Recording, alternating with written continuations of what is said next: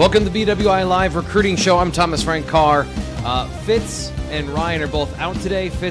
Ryan is on vacation. And so, when the adults are out, what are we going to do here on the recruiting show? Well, I figured bring in some really smart people to figure out the questions I've been asking those guys for a while now, and something that Ryan on our last show suggested. Hey, maybe go reach out to Pete Nakos, see if he can help you out, see if he can help us out understand some of the lay of the land when it comes to NIL with college football and, of course, with recruiting. But today's show is brought to you by Academy Sports and Outdoors. The Academy Sports and Outdoors, they carry all the gear you need from top brands, all at a price you'll love. And now shopping at Academy Sports is more convenient than ever. They offer free assembly on in-store purchases like bikes and grills, plus free and easy curbside pickup on academy.com orders. Bringing him in now, Pete Nakos, on threes, doing a little bit of everything with college sports and business and transfer portal reporter. Like, if it's something that we need to know about national NIL sports business, Pete is the guy here at On Three. So, Pete, thank you so much for your time today, and thanks for coming on the show. Yeah, you bet. It's college football season. I'm excited. It's the role that I'm in has continued to morph, and now it's just kind of like a little bit of a do-it-all, toolbox kind of guy. That kind of feels like how NIL has evolved over the years, right? It just continues to morph and then go and seep into different areas. Would you say that's how you felt that has gone? That's fair. And we're going to dive into it now, but with revenue sharing and NIL and stuff, like, more than ever, like, I think I do the transfer portal. I'm going to need more college football than ever this fall. And then, NIL is always going to be there, but I think the role of it is going to continue to take a backseat as college sports evolves and marches maybe a little bit closer to its final model. Yeah. And that's where I guess I want to start is with the House settlement this summer. I know that probably in the scheme of like our attention span, that was ages ago. But in the span of putting infrastructure in place and having all of these things have an impact, the House settlement put in place a clearinghouse of sorts with NIL deals. I think NIL Go is what it's called for the players. How's that gone so far from the feedback you've gotten if you've been following along with that? Yeah, it's been bumpy. It launched in July, and everything I heard in the first few weeks was everyone was dealing with delays. And that's not exactly what you want to hear when something's starting off. And they've started to sort through it. And you have the College Sports Commission, which is, the new enforcement entity for, the revenue sharing and NIL Go and the clearinghouse. And that's kind of all bunched together. And they're starting to figure it out. But, it's been a very eventful, 5 weeks. You had the College Sports Commission kind of come out against NIL collectives. And then they kind of have walked it back and said, listen, like, we can't really do that. That's not part of the settlement terms. And then in the middle of all that, too, President Donald Trump issued an executive order, which could or could not, have some ramifications. And that's a whole other thing. But it's been an eventful 5-6 weeks since NIL Go and revenue sharing and the clearinghouse really started off. Yeah, so you mentioned there's some of the conflicts between coming out against the collectives and then, of course, how that all works out both legally and logistically. So I guess from that part of trying to bring things in-house, and I'd say generally trying to make things more transparent, make them more uniform. I think those are both the goals of this. How has that gone both legally and logistically with kind of trying to sort all of these things out? Yeah, it's been messy, to be honest with you. And, when the collectives kind of found out initially that they weren't going to be able to operate, there's a lot of attorneys out there who are starting to work on lawsuits to file against the College Sports Commission and in this clearinghouse. And those have been put on the back burner for the time being. But I think we're really just, at the tip of the spear of clash of, schools wanting to pay athletes more than the rev sharing cap and this enforcement entity saying, no, you can't. So that's going to be interesting to watch. And we haven't really seen it play out yet, but I think December and January and whenever the transfer portal is at that point is going to get really interesting.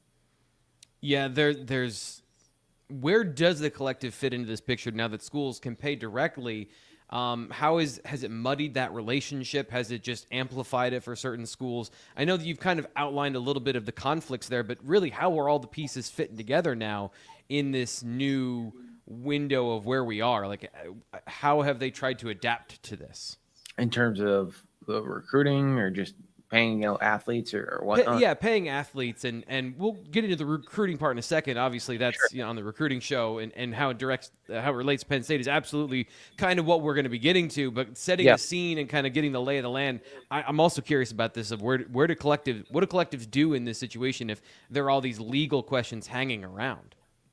Yeah. So, you look at this landscape as a whole right now, everyone who's playing college football this fall probably had a front loaded deal, meaning they got paid a large portion of the dollars they're set to earn this fall before July 1st.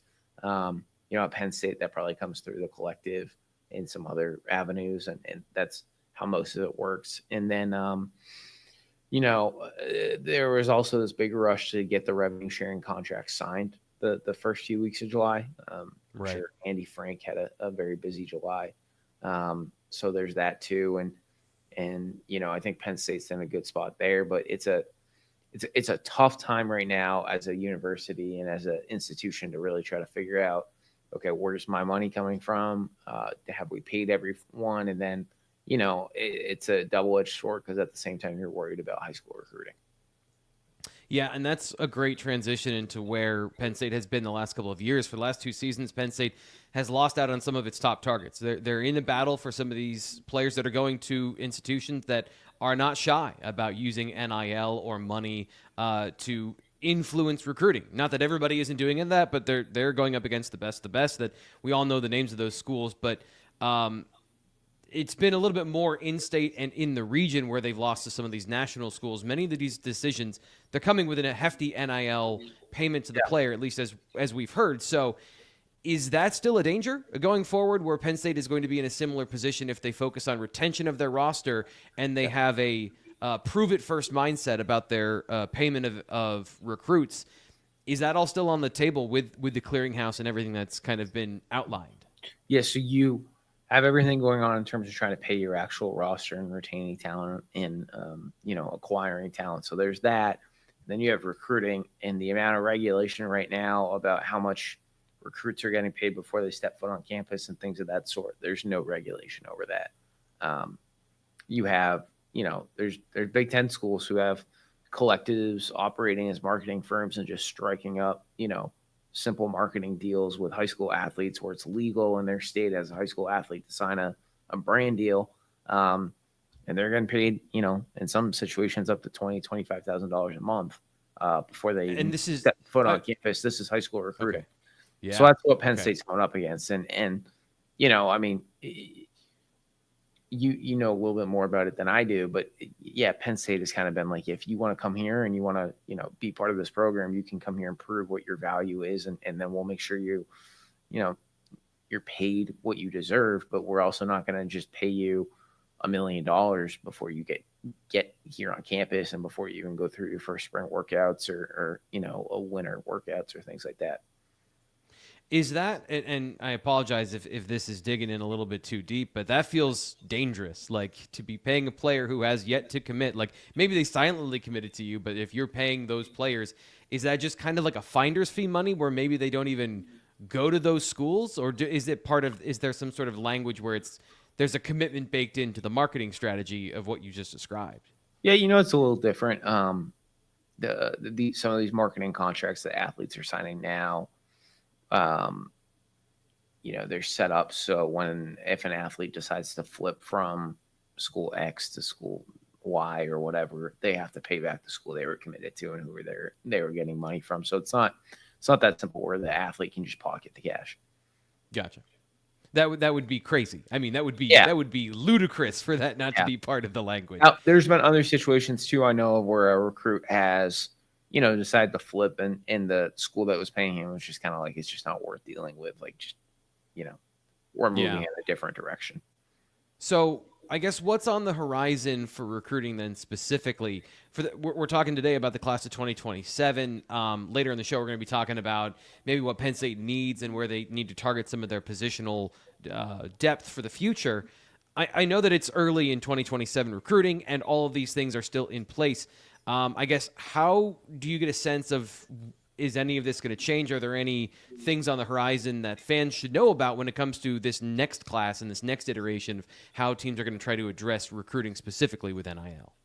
Yeah, I don't think the way recruiting's operating right now is going to change anytime soon. Just from what I've heard and the people I talked to, I was at the personnel symposium this week, and it's like two different worlds right now between recruiting and then also trying to put your roster together at the college level with the portal and everything. So I don't really see how it changes anytime soon. It's something that, James Franklin and Penn State are going to have to go up against because it's clear they don't really want to dabble in that game, which, all the power to them. And I think that, there are rules out there that there can't be pay for play and things like that before athletes get to campus. And that hasn't been enforced, and that's what has allowed a lot of programs to operate the way they are right now. And but at the same time, there's people out there, and I think this is the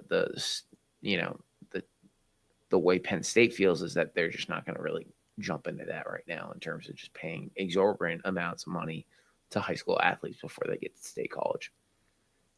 So on that end of the paying of players before they get to state college, or just generally when it comes to, I think we talk about this undercurrent of understanding the marketplace as it's evolved over the last couple of years.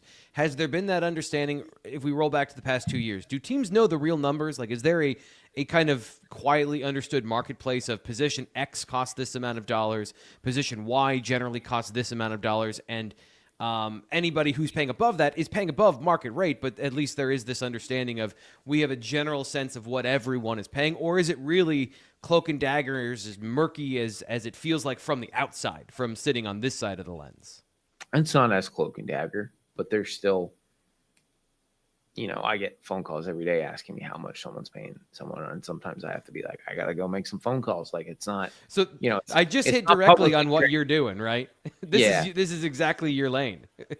I'm not. It's not exactly like publicly traded info. Like, you gotta go make 10 phone calls to get some numbers and things like that, and then you gotta figure out who's lying and who's not lying and things like that too.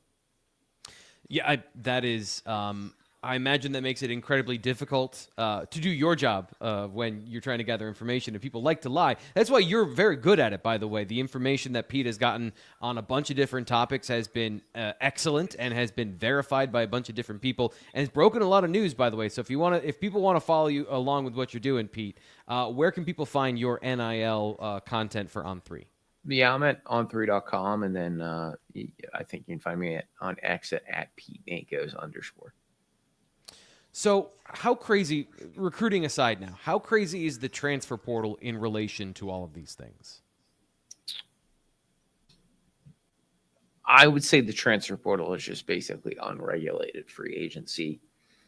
And there's a major push from the front office industry right now to try to get it to a one-time only portal window just because of how much leverage athletes have in the spring when they can just say, oh, I'm going to leave. And then a program's like, well, we really can't afford to play this fall without you on our roster. So just tell me how much money you want. So there's plenty of that. And then we saw what happened, played out at Tennessee, where Tennessee blinked, and Nico Imaleva is now going to play football this season at UCLA. So it is it's a wild space out there, and we'll see how revenue sharing and the new cap and the way collectives have to operate. We'll see if all those things have an impact on how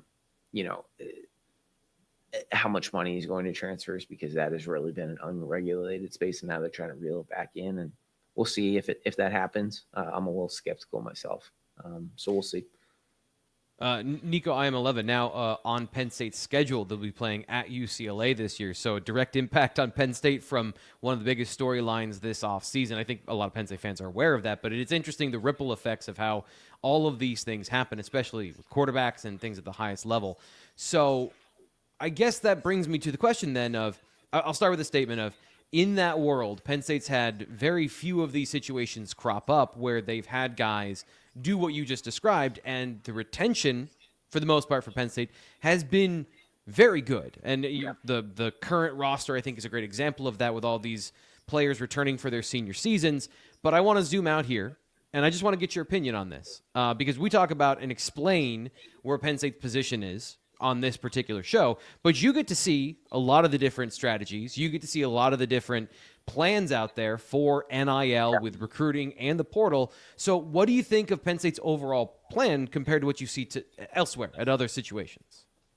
I mean, what Penn State did in the portal in terms of what they did for their wide receiver room, I think they should get a lot of kudos and credit for. I don't even know if I thought in December that they were going to pull off what they did, getting Devontae Ross and Kyron Hudson and Trevor Pena. So, impressed there. And none of those guys came cheap, right? I mean, there's a dollar figure on all those heads, and that's how it kind of works in the portal. So what they did there was impressive. But, it's at the same time, I think it's a kind of common knowledge too, right? Penn State isn't going to be the biggest spender in the portal either. They're not going to be at Ole Miss or Colorado every year. They're not going to put together the top class like a Texas Tech or LSU. So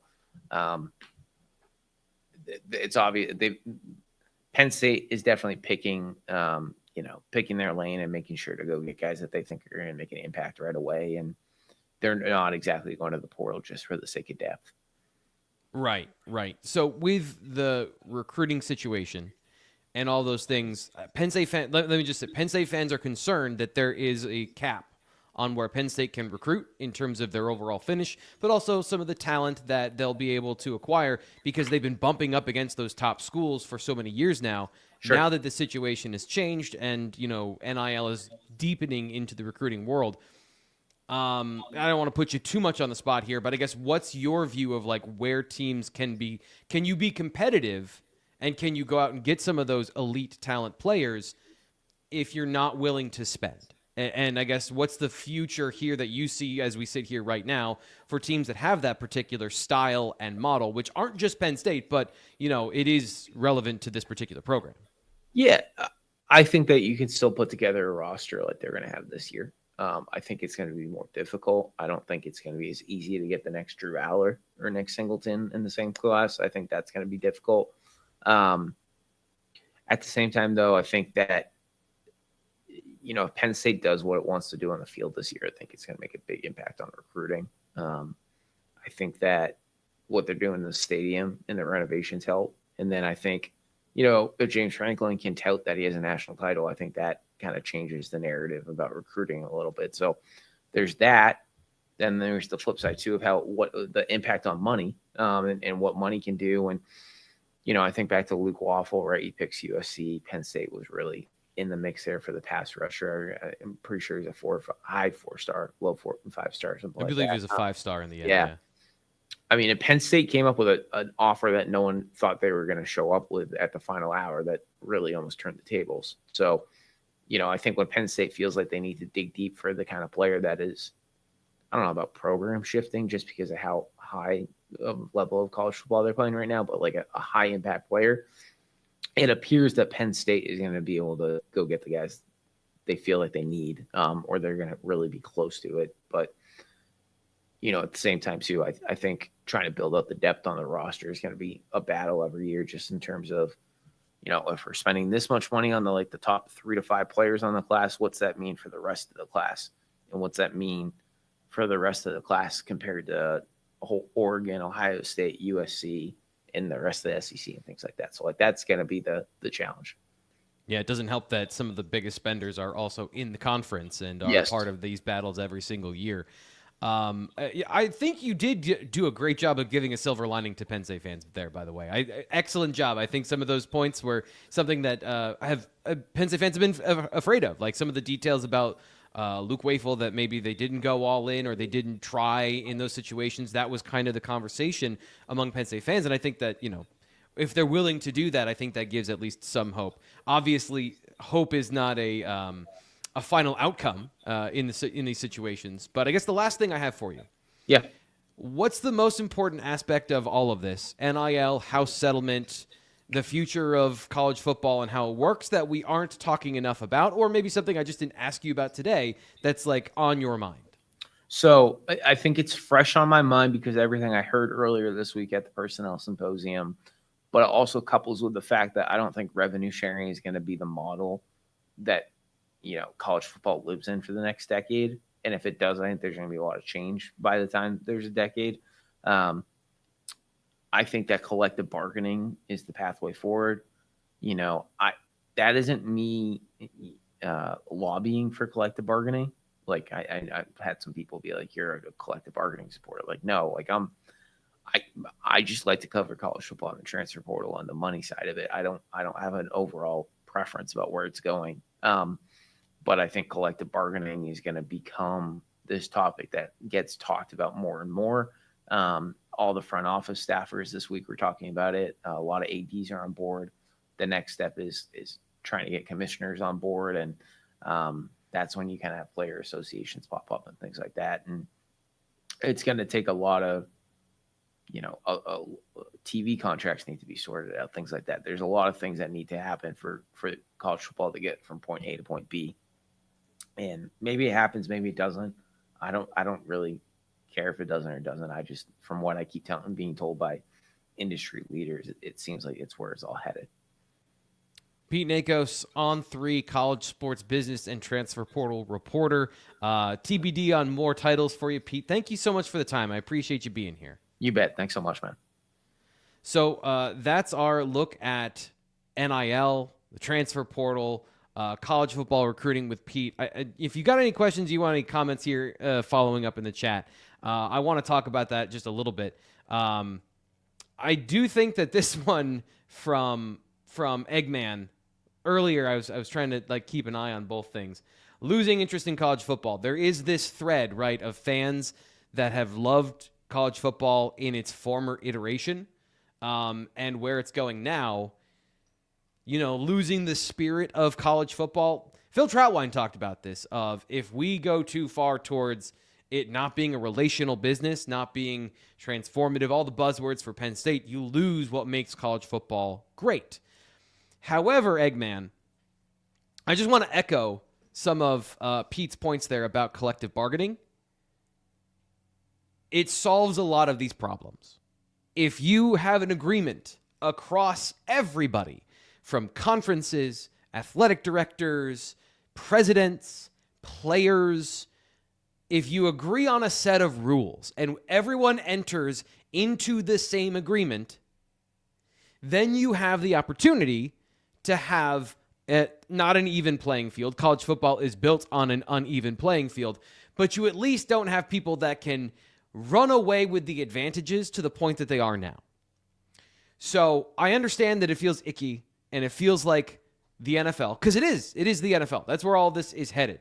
So this is an issue that once you injected money into the situation, this is the ultimate outcome. Now, there's a lot of different things that go into this, obviously, that are complicated and are way above my level of understanding, including monopolistic exemptions from the government that, if you are going to be doing this and you're going to act like a monopoly, and college football, by the way, has been a monopoly, basically. I know there's D3, et cetera, but that's how this business operates from the NCAA. Now that money's involved, now it matters. And so I don't know where all of that goes. Bane Train says we have zero interest in academics as a society. This is the interesting thing that I know that we're getting pretty far away from football when talking about these things, but it's super interesting that this universities and education are also billion-dollar industries, right? But inside a billion-dollar industry is another billion-dollar industry that happens to be a sports thing. And it's a unique aspect of American society that the feeder program for the NFL, the most popular sport in America, one of the most popular sports in the world, I understand soccer is more popular in the world, is just a part of this situation. And there's all these different things that are decoupling, right? And I think we're going to find out in the next decade if college sports decouple from universities. I don't know, but here's the thing. To me, everything's on the table. We're having all these conversations of things that we never thought we'd get to, right? Never see athletes as employees. Never see athletes as being paid. So yeah, I don't know. I don't know where all this lands. But if Pete is talking about collective bargaining, there are things that fix all these things on the back end. But how do you take this? And this is the problem, because you look at minor league baseball. Minor league baseball is absolutely not interested in the mental health, well-being, education, and future of the players on their rosters, the way that college football emphasizes education and development as human beings. You go there and like you're an employee at 18, and if you work out, great. If you don't, sorry, like, you know, they'll eventually end your contract. I think for Penn State fans and for Penn State themselves, the coaches, the institution does not want to be a part of that. They don't want that outcome. But there has to be a middle ground, because right now the sport has absolutely no structure. From the talent acquisition portion, there is absolutely no structure to how these things. Look at the reason the NFL is so popular, and the reason that you can be a Jets fan and have hope every year is because of the NFL draft and the way the schedule is incentivizing parity. That 32 teams you feel like all reasonably have a shot every year, except for the ones that obviously don't, right? And then we get into the fun side of like, should you tank? And like all of those different conversations. None of that happens in college football because of the way the sport is structured and incentivized. So I don't know. It's all very academic, and I am not an academic. I'm not. That's not my area of expertise. What is more close to my area of expertise, other than talking to you for 30 minutes here on the BWI Live Show. By the way, want to get to our awesome sponsors today. Took a little bit extra time to talk to Pete. Didn't want to interrupt him, but we do have to get to our sponsors who are awesome and support the show. We also have a new sponsor, which I'm excited to have here on the show, which is Ann Lusk and Associates. The purchase or sale of a home is a major life milestone, and one that deserves guidance and experienced professionals. Lusk and Associates Sotheby International Realty is known for delivering world-class service backed by a trusted name and a commitment to excellence. If you're in the York area, you've probably seen Ann all over the place. She's moving here and opening up a shingle here in State College in Happy Valley. So proud supporters. She's a huge Penn State fan. Proud supporters of all things blue and white, and their team of knowledgeable, detail-oriented agents serve clients throughout Happy Valley and beyond, offering both local expertise and global connections. They have a lot of whatever you're looking for: high-end real estate, regular real estate. I don't know anything about real estate. I always tell you, like, I'm just here to tell you to go talk to them, because they know what they're talking about. To connect with them, 814-808-7588. Put this up here on the screen again, 814-808-7588, or visit luskandassociates.com today. Lusk & Associates, Sotheby International Realty, where experience meets excellence.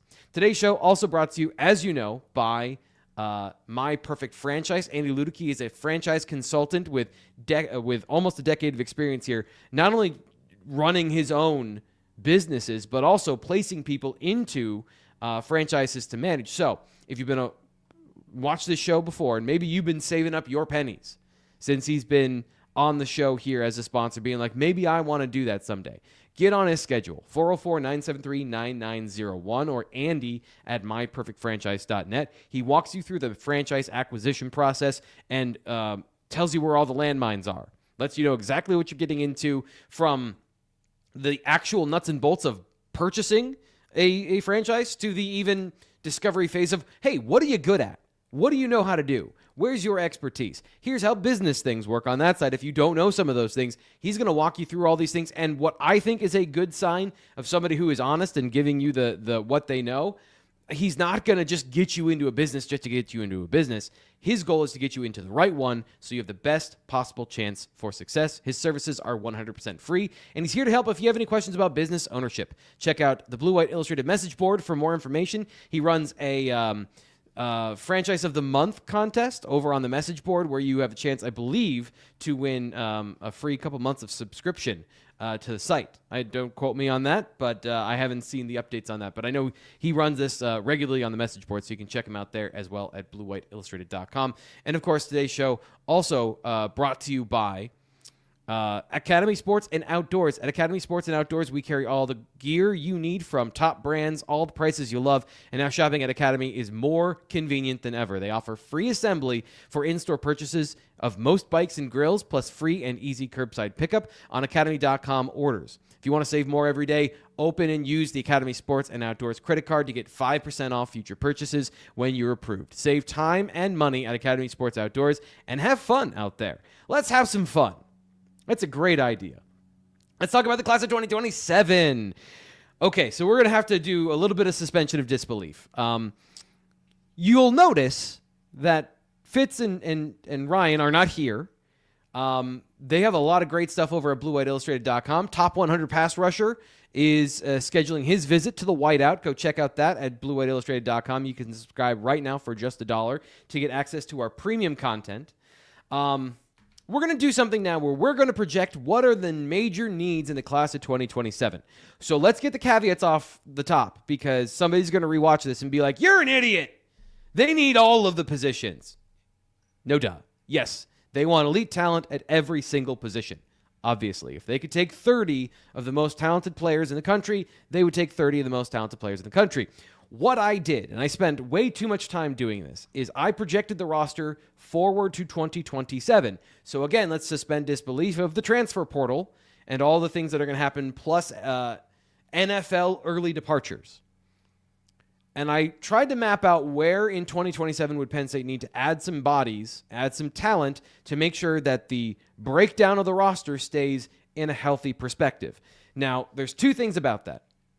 Again, we're not going to predict that X, Y, or Z transfers because they're a bum. That's not fair to do. Penn State is not expecting any of their players to fail.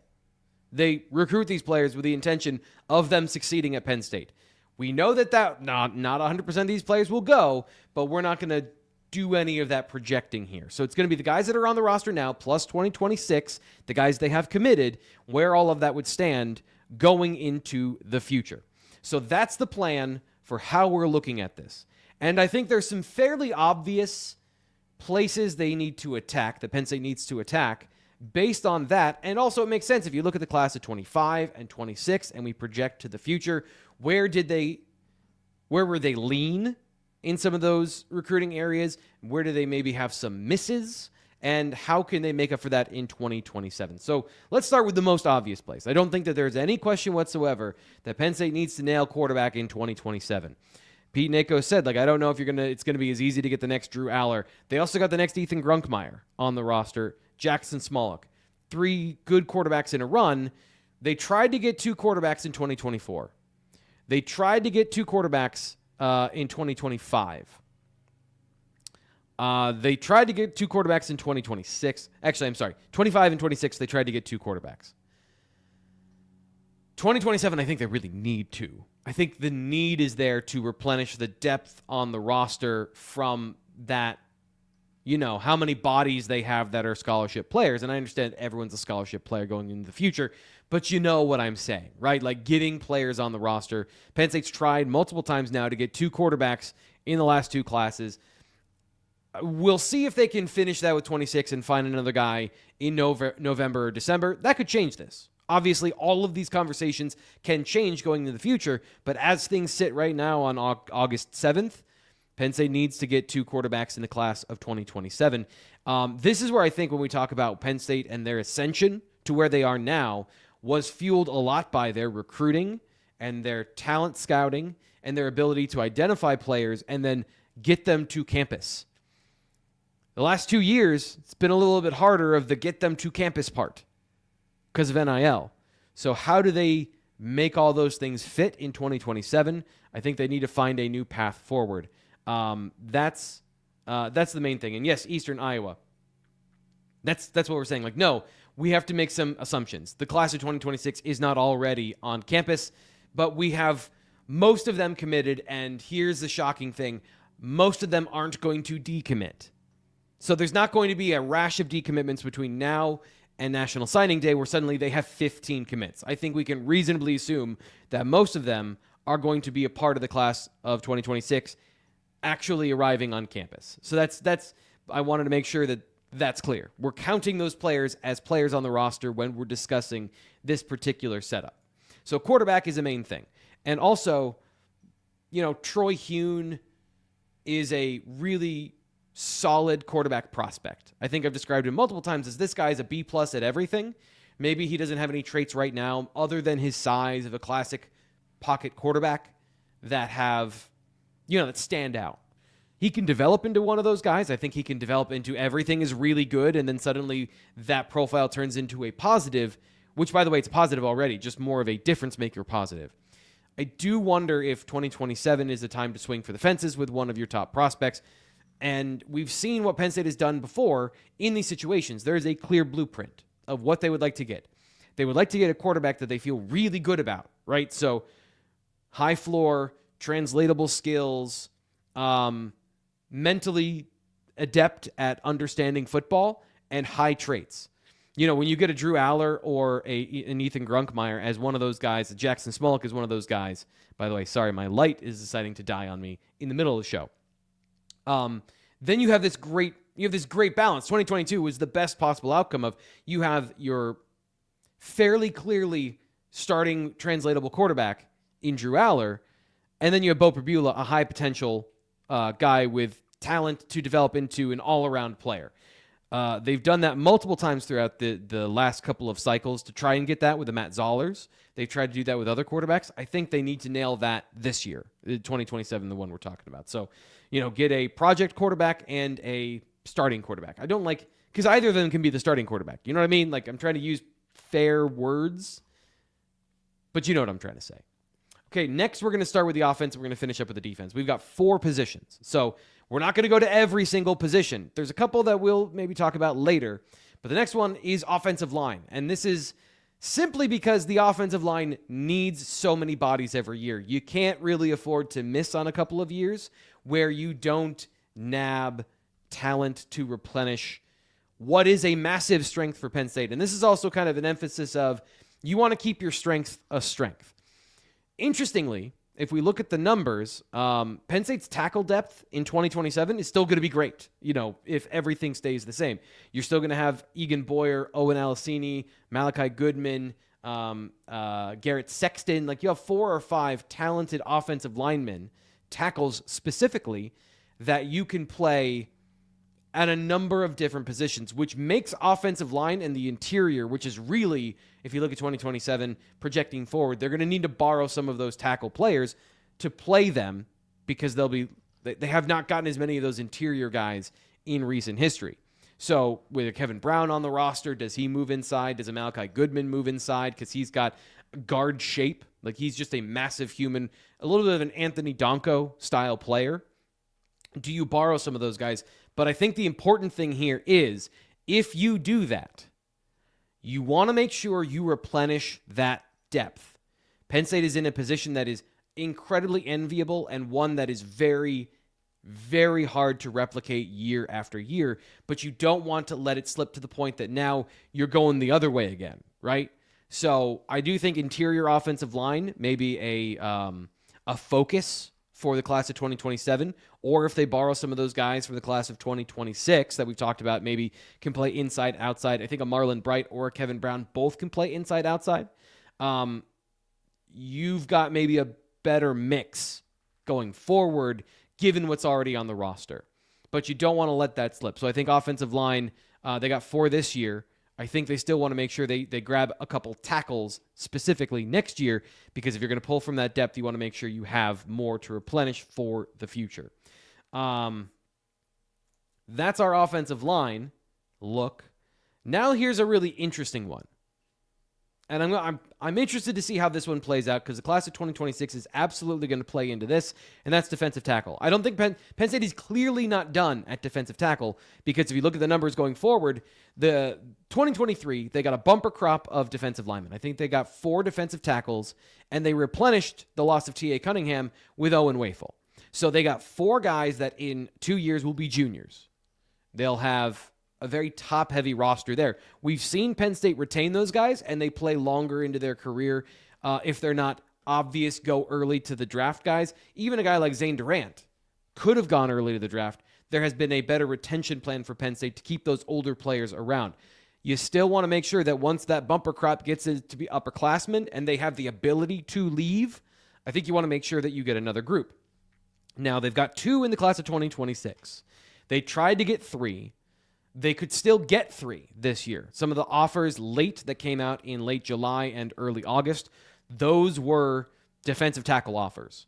So I think Penn State maybe try to take care of this particular issue and need now, but if they don't, then I think 27 is a year where they might need to get 3 or 4 guys. I don't think they can afford to miss on 2 years in a row, because over the last 2 years, let's talk about 25, 26, they got 3 defensive tackles. So there is that kind of balance of when will these players be old enough and ready enough to contribute at defensive tackle, and if you got only Randy Adarica in the class of 25, and you've only got Alex Haskell and Isaac Chukara in the class of 26, you're going to have a thin year at some point in the future unless you go into the transfer portal. And as we've seen, the transfer portal and defensive tackle, that is a hefty price tag. Make sure you find the guys in recruiting and you develop them. And I think that's, where we're going with defensive tackle. And the final one, with some caveats here again, is safety. I think safety is a big one because you look at where they're going to be in a couple of years. They'll have 5 upperclassmen in 2027 based on the current roster right now. That's juniors and seniors, guys that have talent that could even go to the NFL draft early. Again, we're not projecting those things. And if you project some of these guys that are on the roster right now to play this year, if you greenlight some of these guys, think a Darius Dixon or a Kenny Wosley, they're in the conversation. I don't know that Kenny Wosley is going to, but he impressed a lot of people this year. And maybe he plays on special teams. Maybe that's part of his role. The numbers can get pretty thin at safety and nickel. I'm counting nickel in here as well. So this is an area where they're going to have to get some numbers. They again, tried to get 3 this year.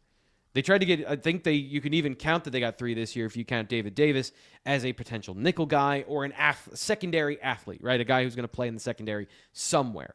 So they did address some of these numbers, but I just, with the emphasis on this particular style of defense and going to a big nickel look, which I think is eventually where they want to go, where you get some big corners that can play that position inside that have safety-like tendencies, that's where they need to grab some safeties. Or cornerback. That's the obvious other thing is to dub. The problem is, and I didn't want to put both safety and cornerback on here because I think that they got some good depth in the last 2 years with Jameer Joseph, Josh Johnson, Xavier Thomas, Jaziel. They got 6 in the last 2 years. Jaziel Hart, and then the other 2 guys that are escaping me right now, Julian Peterson and Amari Polidor. So I think some of those late finds, like Amari Polidor, getting all these guys across the line is really important because they need to get those guys from a depth perspective, because you lose a guy like John Mitchell, and now you've got one player from that class that can play outside cornerback, specifically outside cornerback, in your class of 2025. I think that was. I feel like I want to give myself a gold star for keeping all the years fairly coherent in this conversation. But just generally, the last thing here is the secondary and how you're going to replenish those numbers, especially at your safety position. Because if you borrow from corner, you have to then replace it at corner. However, some of those guys you can make a projection are going to move inside. Penn State always does this. Where we've talked early, Josh Johnson's going to play corner. Does he move inside? Because he hits so hard. He's such a good athlete. He might be a guy that then plays safety. So those are the 4 positions: QB, offensive line, defensive tackle, and secondary question mark. Whichever one, however that plays out, of where I think they should go and get numbers in the class of 2027, just as an early primer for how this all looks as we sit right here, which is, by the way, I imagine how they project this out, right? As we sit here today, they just then update it every single day. We'll address this later on. We'll talk about this later, where we'll reassess after, this season or whenever, what do the new numbers look like? How does the transfer portal affect all these things? And we'll keep an eye on this. I was really interested in this when I was looking at this, so I want to make sure we keep this up. If you liked it, by the way, you can let me know in the comments if you want to talk about this more in the future. You can reply to the video and let me know, yeah, that was a cool conversation. I want to know more about that. Bane Train says defensive tackle is an underrated position that they often get forgotten due to stats. They can destroy offenses. Absolutely. Yes, defensive tackle. It's interesting when you're building a team and we talk about the most important positions in football. And this is just kind of a long conversation within sports, especially in capped sports, and football in college now has money. How are you prioritizing positions? Quarterback, tackle, receiver, corner. Those are 4 that in whatever order after quarterback you can make your priorities. Defensive tackle equals pass rush, right? So an elite defensive tackle can provide you pass rush that is also unique, where edge rushers generally get more pressure just because of where they're located. They're harder to double team, and when you do, the offense suffers for it if you leave extra bodies in.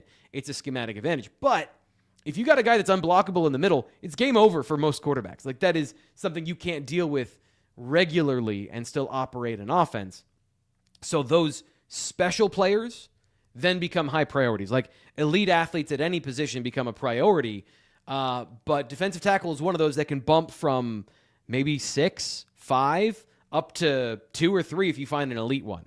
And Penn State, obviously the best teams in college football, find these elite guys, and they play them, in front of and next to other elite guys at other positions, and create some of the massive disparity we see in roster talent and depth and things like that. So there you go. That's today's show. Hope you enjoyed it. I think we learned a lot, especially from Pete, mostly from Pete, all from Pete. If you have any other questions here in the chat, we can talk about that. But that'll do it for this week here on the BWI Live Show. Just to tell you what's coming up, we do have James Franklin's press conference tonight. So we'll have, check out social media. We'll have highlights of camp and things like that. Of course, the Blue White Illustrated message board, you'll get your live reactions. We'll have our notebooks after practice, all of that stuff for you here on the Blue White Illustrated YouTube channel and bluewhiteillustrated.com. So that's coming up tonight. Great reason to subscribe so you don't miss any of those things. Okay. Thanks, guys. This is fun. I think for given the situation with Ryan on vacation and Fitz out, I think we had a pretty good show. We'll do it again next week. It'll be more than just me on the show.